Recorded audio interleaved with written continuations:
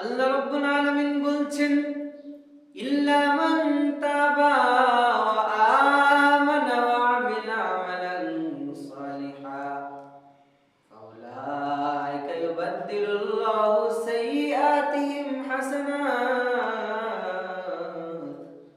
ওয়া কানাল্লাহু গফুরুর রহিম। আল্লাহ তাআলা বলেন, যারা তাওবা করে কৃত কর্মের কারণে লজ্জিত হয়, আল্লাহর কাছে ক্ষমা চায়, যারা গুনাহ থেকে ফিরে আসে, আল্লাহ রাব্বুল আলামিন ওই মানুষগুলোর গুনাহগুলোকে নেকি দিয়া বদলায় দেয়। সুবহানাল্লাহ। রাসূলুল্লাহ সাল্লাল্লাহু আলাইহি ওয়াসাল্লাম বলেন, আত-তাইবু মিনাদ-দামবি কামান লা দামবা লাহু। রাসূলুল্লাহ সাল্লাল্লাহু আলাইহি ওয়াসাল্লাম বলেন, কোন মানুষ যদি তাওবা করে গুনাহ থেকে ফিরে আসে, কৃত কর্মের কারণে লজ্জিত হয়, আল্লাহর কাছে ক্ষমা চায়, ওই মানুষটা যেমন কখনো গুনাহ করেই নাই। সুবহানাল্লাহ।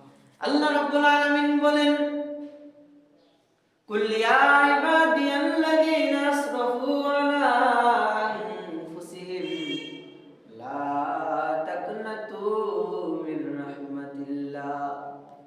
আল্লাহ রাব্বুল আলামিন বলে, দুনিয়ার মানুষ জেনে রেখো, গুনাহ যদি পাহাড়ের সমপরিমাণ করে ফেলো, গুনাহ যদি তোমার পাহাড় পরিমাণ হয়, আমি আল্লাহ রহমানের রহমানিয়াত হলো সাগর পরিমাণ। গুনাহ পাহাড় পরিমাণ করেছো, সমুদ্রের ফেনা পরিমাণ গুনাহ করেছো। গুনাহ তুমি যতই করেছো,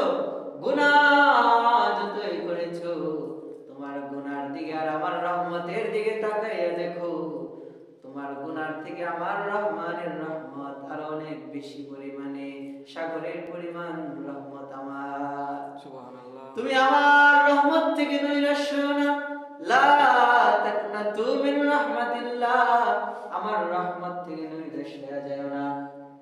আমার রহমতের দোহাই দিয়া আমি আল্লাহর কাছে ক্ষমা চাও, আমি আল্লাহ রাব্বুল আলামিন সবগুলো মাফ করিয়ে দিব।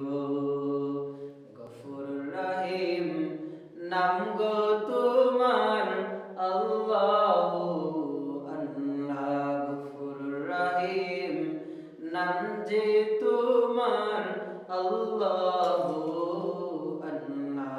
গুনার বোঝা মাথায় লইয়া কান্দেছি, গুনার বোঝা মাথায় লইয়া কান্দেছি, মাফ করে দাও দয়াল আল্লাহ, আমি গুনাহগার। গফুর রহিম নাম যে তোমার আল্লাহু আল্লাহ। গফুর রহিম নাম গো